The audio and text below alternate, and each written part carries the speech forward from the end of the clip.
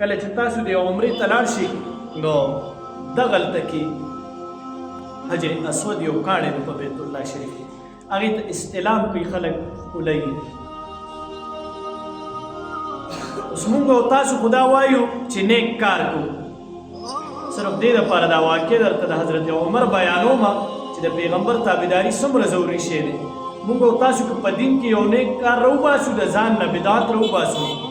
څوک درته وایي چې دا کار مه کوو ستا جي په نیک کار کې چا منه راوستې ده نو زه درته دا وایم چې بیت الله شریف ته تلل د هر سړي خواهش دی. بیت الله نه طواف کول د هر سړي خواهش دی. و حضرت عمر د مبارک یو پیره طواف کولو عمرې ته تلو نو چې طواف یې کولو د سره د ده ملګری و یعلا بن منبع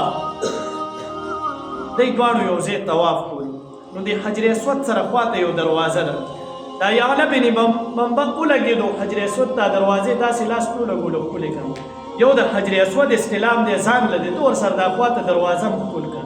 او حضرت عمر یې د لاس نه ونیسلو حضرت عمر ته فرمایي چې یاره دا دروازه خو ته هم ښکل کړه که نه نو حضرت عمر دا یعلا بن منبع د لاس نه ونیسلو ورته وفرمیل وایي ما د رسول الله مبارک صلی الله علیه وسلم سره طواف کړی دی او چې کله رسول الله مبارک صلی الله علیه وسلم دې ځایګي ته رارسېدلی دی د حجر اسود ته نو رسول الله مبارک دې سره معلق چې دا کومه دروازه ته ماته یادې چې په دې لاس ولګو دا ښکل که رسول الله مبارک دا نه ده ښکل کړی نو چې رسول الله مبارک یو کار نه دی کړی نو زه حضرت عمر هغه کار ولې وکړم چې رسول الله مبارک دا دروازه نه ده ښکل کړی نو زه یې ولې ښکل کړم